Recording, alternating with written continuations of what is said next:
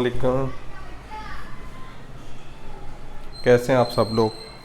यार सॉरी, मैं काफ़ी दिन से ना बिज़ी था मुख्तलिफ़ कामों में, तो इस वजह से बिल्कुल कोई काम नहीं कर पाया। तो अभी मैं फ्री हूँ, तो मैंने कहा चलो जी दोबारा काम स्टार्ट करते हैं। तो इंटरनेशनल ट्रेड के बारे में मुख्तलिफ़ लोगों का वो था कि इंटरनेशनल ट्रेड के बारे में आप सबसे पहले लेक्चर बना दें ताकि वो आसानी से उनका क्लियर हो जाए। ट्रेड अगर देखा जाए ना तो थोड़ा सा ट्रिकी सब्जेक्ट है। ट्रेड में मसाइल ज़्यादा हैं क्योंकि ट्रेड के अंदर मुख्तलिफ़ किस्म की चीज़ें इन्वॉल्व हैं। ठीक है, अपने लोकल लॉज हैं जो स्टेट बैंक ने बनाए हुए हैं, बैंकों की अपनी पॉलिसीज़ हैं। एक एक्ट है हमारा फॉरेन एक्सचेंज रेगुलेशन एक्ट, फैरा जिसको कहते हैं।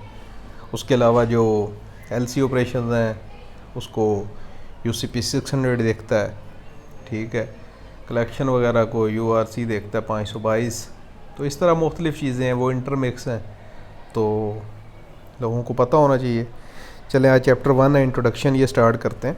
सबसे पहले कि इंटरनेशनल ट्रेड होता क्या है। International trade is the exchange of products, services and money across international borders and territories. एक मुल्क से दूसरे मुल्क में गुड्स और सर्विसेज, टेंजिबल और इनटेंजिबल दोनों चीज़ों का जो लेन देन है इंटरनेशनल बॉर्डर के क्रॉस, उसको हम लोग कहते हैं कि दिस इज़ इंटरनेशनल ट्रेड। देखें, ये वर्ल्ड वार 2 जो थी ना, उससे पहले को बहुत ज़्यादा ट्रेड, इंटरनेशनल ट्रेड का वो नहीं था, क्या कहते हैं, इंटरनेशनल ट्रेड को बहुत ज़्यादा होती ही नहीं थी। ठीक है, तो क्या होता था, अगर किसी ताकतवर मुल्क को किसी दूसरे कमज़ोर मुल्क में कोई चीज़ चाहिए होती थी तो वो उस पर हमला करके उस पर कब्ज़ा कर लेता था। जैसे कि ईस्ट इंडिया कंपनी ने पाकिस्तान इंडिया, ये जो अपना बर सग़ीर था, इसके ऊपर कब्ज़ा किया हुआ था।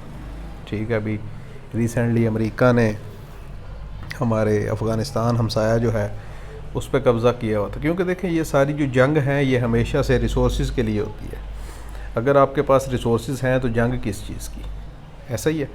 तो हर वो चीज़ जो दो ममालिक आपस में एक्सचेंज करते हैं, वो गुड्स हों या सर्विसेज हों, हम उसको इंटरनेशनल ट्रेड कहेंगे। देखें ना, import and export of goods and services होती है ना, तो ऐसे ही होता है।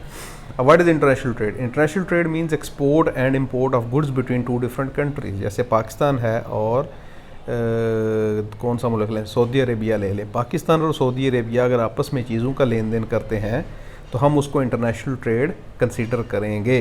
किस तरह, देखें ना, समझने की बात है। अब सऊदी अरेबिया के अंदर तेल जो है, क्रूड ऑयल, वो ज़्यादा मकदार में पैदा होता है और बाकी उनके पास सहरा है, खाने पीने की चीज़ें उनके पास कम पैदा होती हैं। तो वो बैलेंस आउट कैसे करते हैं? वो अपना ऑयल एक्सपोर्ट करते हैं दूसरे कंट्रीज़ को और इंपोर्ट करते हैं एडिबल आइटम्स, जिसमें सब्ज़ियां हैं, दालें हैं, गोश्त है, एवरीथिंग वो दूसरे ममालिक से इंपोर्ट करते हैं और अपना ऑयल एक्सपोर्ट करते हैं। ठीक है, तो ये इंपोर्ट एक्सपोर्ट की एक सादा सी एग्जांपल होगी। Trade between 2 countries is subject to many obstacles like language barrier, time zones, country laws, market practices, and over a period of time the trade between countries have been standardized or have been fixed as pattern regarding rules, regulations and terms and conditions. जब शुरू में international trade का दौरा हुआ, जब शुरू में international trade दोनों ममालिक ने आपस में करना स्टार्ट की, तो बहुत सी ऑब्स्टिकल्स थे। जैसे हमने सऊदीया और पाकिस्तान की एग्जांपल ली, तो सऊदीया में अरबी बोली जाती है, पाकिस्तान में अरबी नहीं बोली जाती। पाकिस्तान में तो वैसे ही अ लॉट ऑफ लैंग्वेजेस बोली जाती हैं। जैसे अभी मैं कराची में हूँ तो यहाँ पे उर्दू बोली जाती है। अगर कराची, बल्कि कराची में उर्दू कहाँ बोली जाती है, कराची में भाई उर्दू बोली जाती है। कराची में हमारे पठान ब्रदर्स हैं, वो पश्तो बोलते हैं। हमारे कराची के अंदर हमारे जो इंटीरियर से ब्रदर्स इधर शिफ्ट हुए हुए हैं, या जो हमारे इधर के नेटिव लोग हैं पुराने जो यहाँ पर या आबाद थे सदियों से, तो वो सिंधी बोलते हैं। जो हमारे बलोच भाई यहाँ पर आके आबाद हुए हुए हैं वो बलोची बोलते हैं। ठीक है, जो हमारे पंजाबी ब्रदर्स यहाँ पर आके आबाद हुए हुए हैं वो पंजाबी बोलते हैं। तो इसलिए लैंग्वेजेस का बैरियर था, तो इसलिए टाइम जोन्स थे। अगर मैं यहाँ से एक यूएस के अंदर ट्रांजैक्शन करना चाहता हूँ तो भाई जब मैं यहाँ से 4 बजे अगर मेरी एक ट्रांजैक्शन करती है तो उस टाइम दुनिया बंद हो चुकी होती है।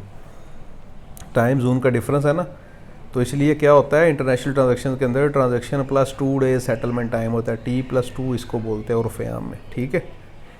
उसके बाद जनाब कंट्री लॉज, जैसे पाकिस्तान के अंदर है कि ईद है, 3 छुट्टियाँ हैं। अब पूरी दुनिया के अंदर तो ईद नहीं है ना, या कोई भी लोकल हॉलीडे है हमारी तो उस पर छुट्टियाँ हैं, बैंक बुंक बंद है। 14 अगस्त जैसे तो वो हमारी लोकल छुट्टी है, तो उस दिन हमारी छुट्टी होती है, बैंक बंद होते हैं। तो जब बैंक बंद होते हैं तो कोई भी इंटरनेशनल ट्रांजैक्शन हम कर नहीं सकते। लेकिन अब पूरी दुनिया की तो 14 अगस्त छुट्टी नहीं है ना, तो इसलिए ये भी डिफरेंसेस थे। मार्केट प्रैक्टिसेस जो थी वो भी लोगों की आपस में डिफरेंट थी, किसी जगह पे कोई मार्केट प्रैक्टिस थी, किसी जगह पे कोई मार्केट प्रैक्टिस थी। तो इन सब चीज़ों को over the period of time सब ममालिक ने मिलजुल के वो कर दिया है, स्टैंडर्डाइज कर दिया। ICC international chamber of commerce की सरबराही में इन सब चीज़ों को क्या कर दिया, स्टैंडर्डाइज कर दिया, ठीक है।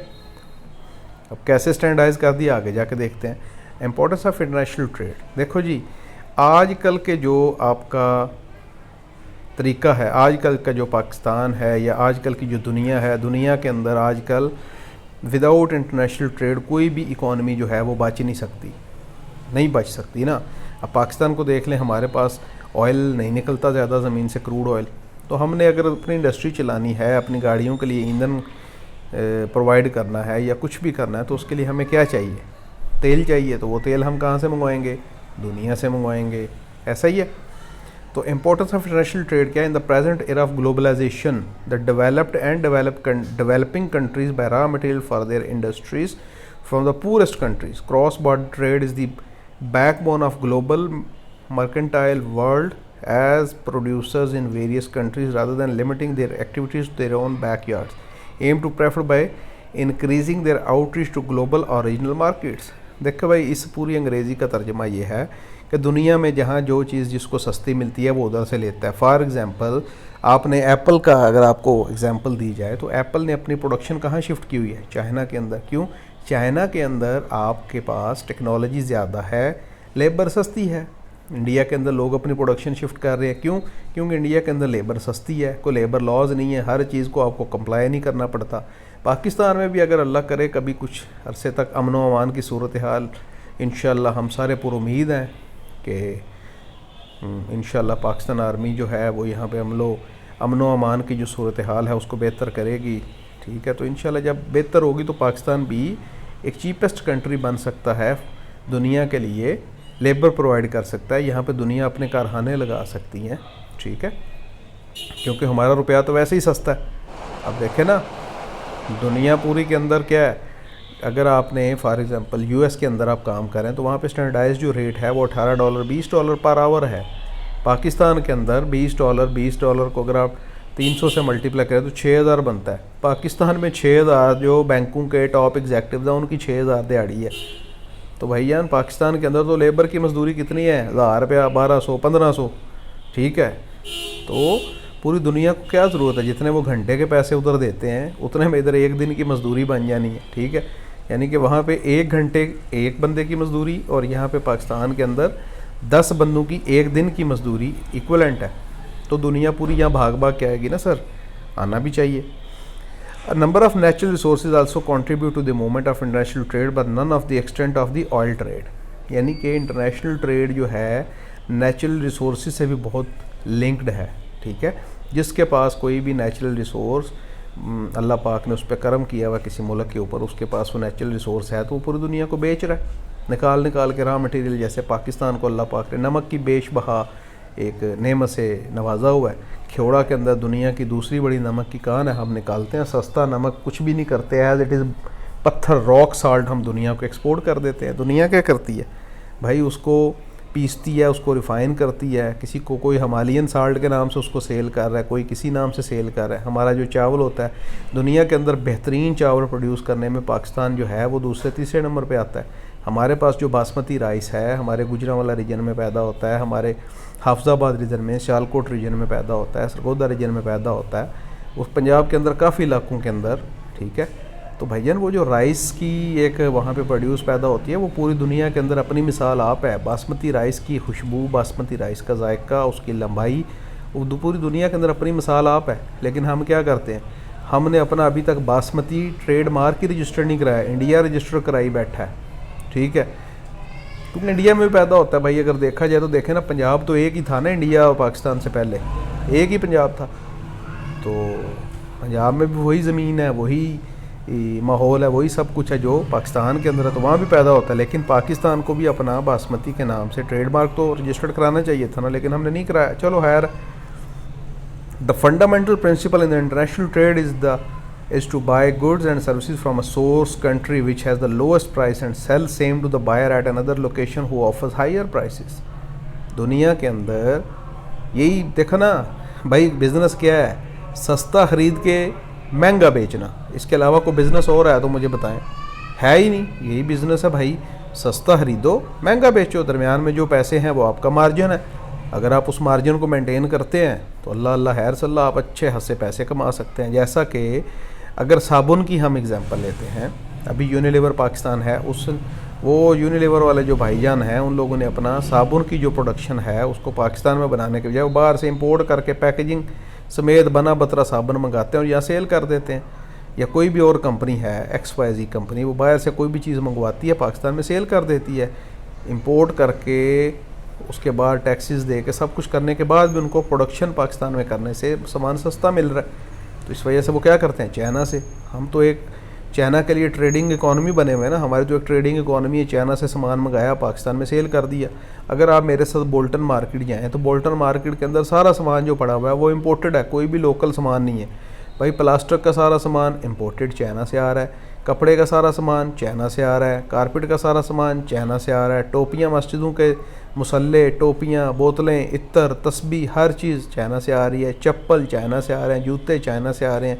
तो हर चीज़ जब चाइना से आएगी तो हमारी इकॉनमी का क्या बनेगा? तो हमें लोकल प्रोडक्शन की तरफ भी जाना चाहिए, उसकी तरफ हम नहीं जाते। अब international trade versus trade finance. In simple words, international trade is the exchange of goods and services between a seller and a buyer in other country for cash acceptance और any other goods, barter system.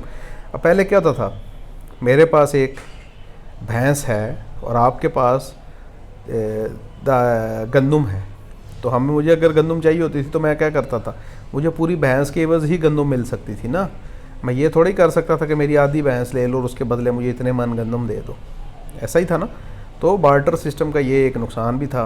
तो इस तरह चीज़ों को आपस में अगर हम एक्सचेंज करते हैं कि भाईजान आप क्या ले लो, आप ये पंखा ले लो, एक मेरे घर में एक एक्स्ट्रा पंखा है तो ये फ़ैन आप ले लो, इसके बदले मुझे चावल दे दो, तो ये दिस इज़ बार्टर सिस्टम। लेकिन अगर आप उसको मनी से एक्सचेंज करते हैं तो वो ट्रेड बन जाती है, ठीक है। लेकिन ये भी ट्रेड है, बार्टर वाली भी ट्रेड है, लेकिन मनी की वजह से आसानी हो गई, आपके पास यूनिट ऑफ एक्सचेंज आ गया, ठीक है। पहले यूनिट ऑफ एक्सचेंज नहीं था। अगर कुर्सी एक बंदा सेल करके उसके बदले चावल खरीद रहा है तो कोई सी जगह के ऊपर डिफाइन नहीं था कि कितनी कुर्सी का 1 किलो चावल मिलेगा, ठीक है। International trade finance is settlement or reimbursement for the title of trade transaction under documentary letter of credit, standby letter of credit, documentary collection or bill of exchange through the international banking system। भाईजान जो भी आपकी international trade है उसमें bank तो involve हो गई ना, क्योंकि पेमेंट की जो लेग है वो तो बैंक ने ही सेटल करनी है। अब वो डॉक्यूमेंट्री क्रेडिट भी, डॉक्यूमेंट्री लेटर ऑफ क्रेडिट भी, डॉक्यूमेंट्री क्रेडिट वैसे इसको कहते हैं, standby letter of credit guarantee को कहते हैं, डॉक्यूमेंट्री कलेक्शन मैंने पहले आपको बताया था, बिल ऑफ एक्सचेंज, ये इन सब के इवज एक डॉक्यूमेंट दिया जाता है, उसको बिल ऑफ एक्सचेंज कहा जाता है, ठीक है। If the importer and exporter choose not to use the international banking system that is not trading finance. भाईजान इंपोर्टर एक्सपोर्टर बैंकिंग सिस्टम के अलावा सेटलमेंट कर ही नहीं सकते। एक तो बार्टर सिस्टम है ना, जैसे मैं हूँ, मैं इंडिया से प्याज मंगवा रहा हूँ, प्याज के बदले इंडिया को आलू दे रहा हूँ, दोनों इक्वल क्वांटिटी के अंदर हम एक दूसरे के साथ एक्सचेंज कर लेते हैं, तो क्या होगा, बैंकिंग सिस्टम मेरा इन्वॉल्व ही नहीं होगा, मेरा जितना सामान गया उतना सामान उधर से आ गया, ठीक है। अब concept of buyer in the context of trade, a buyer is the one who purchases goods और services and also to be called as customer. भाई सारी दुनिया के अंदर जो बंदा सामान खरीद रहा है वो कस्टमर है, वो बायर है। A consumer market purchases for his own use और purpose whereas a professional buyer makes bulk purchase on the behalf of retailer or wholesaler। भाईजान देखें, जो बंदा, आप रिटेलर होलसेलर छोड़ें, आप ये समझें कि जो थोक का कारोबार है वो अपने लिए इस्तेमाल के लिए मंगा रहा है, वो आगे सेल के लिए मंगा रहा है, ठीक है। लेकिन जो रिटेलर है वो यानी कि एक्चुअल जो यूज़र है उसके लिए सामान मंगा रहा है, ऐसा ही है ना। आप अगर इम्तियाज़ सुपर मार्केट पे जाएं तो इम्तियाज़ सुपर मार्केट इस टाइम पाकिस्तान की वाहिद एंटिटी है जिसने दरमियान में होल सेलर का कॉन्सेप्ट ही ख़त्म कर दिया। वो कहता है भाई डायरेक्ट पार्टी से मैं ख़रीदूँगा और आगे कंज्यूमर को सेल करूँगा। इसने सप्लाई चेन को मफलूज किया हुआ है इम्तियाज़ वालों ने। वैसे ये बेहतर है, मेरे आपके लिए तो बहुत बेहतर है। वही चीज़ जो हमें 200 की मिलती थी वो हमें 180 की मिलती है, 20 रुपये मेरे आपके बच रहे हैं ना, ठीक है। तो इम्तियाज़ अपने पास डायरेक्ट पार्टी से उठाता है सामान और आगे एंड कंज्यूमर को सेल कर देता है। वो खुद ही होल सेलर है, वो खुद ही रिटेलर है, ठीक है। A trade transaction requires at least 2 parties that is buyer and seller. At least 2 पार्टियाँ होनी चाहिए, कम ज़्यादा कम नहीं हो सकती, ज़्यादा हो सकती हैं। इसके अंदर दरमियान के अंदर आपके कुछ भी हो ऐड हो सकता है, ठीक है। Establishing method and term of payment agreeable to both parties is the vital in successful sale contract. अब सेल देखें, सबसे पहले तो कॉन्ट्रैक्ट क्या होता है, हमें कॉन्ट्रैक्ट समझना ना। जो हमारा कॉन्ट्रैक्ट एक्ट है 1878 का, वो क्या कहता है, कॉन्ट्रैक्ट की 3 बेसिक चीज़ें हैं। नंबर 1 ऑफ़र हो, नंबर 2 एक्सेप्टेंस हो, और नंबर 3 उसके पीछे लॉफुल कंसिडरेशन हो, ठीक है। भाई आप एक चीज़ मुझे बेच रहे हो, मैं ख़रीद रहा हूँ, ठीक है भाई, आप जो बेच रहे हो मैं ख़रीद रहा हूँ, इतने रुपए की ख़रीद रहा हूँ, ये कॉन्ट्रैक्ट है। ये ज़बानी भी हो सकता है, ये भाई दरख्त पे भी लिखा हुआ हो सकता है, ये दीवार पे भी लिखा हुआ हो सकता है, ये लेटर हेड पे भी लिखा हुआ हो सकता है, हाली कागज़ पे लिखा हो सकता है, ईमेल पे लिखा हो सकता है, ये रेत पे लिखा हो सकता है, ये ज़मीन पे लिखा हो सकता है, किसी भी चीज़ पे लिखा हो सकता है। तो ये कॉन्ट्रैक्ट है, ठीक है। इवन ज़ुबानी हो सकता है भाई। चलो जी, ये है लेक्चर 1। लेक्चर 2 इंशाल्लाह कल, ठीक है जी। तो भाईजान थैंक यू सो मच। अभी आपने सारे लेक्चर्स जो हैं वो देखने हैं, और किसी भाई को अगर कोई स्पेसिफ़िक किसी चीज़ के ऊपर चाहिए, कोई वीडियो शीडियो, तो मुझे बता देना, फिर इंशाल्लाह उसके ऊपर भी बनाएंगे। थैंक यू जी, अल्लाह हाफिज़, अपना बहुत ख्याल रखिएगा। अल्लाह हाफिज़, अल्लाह हाफिज़, अल्लाह हाफिज़।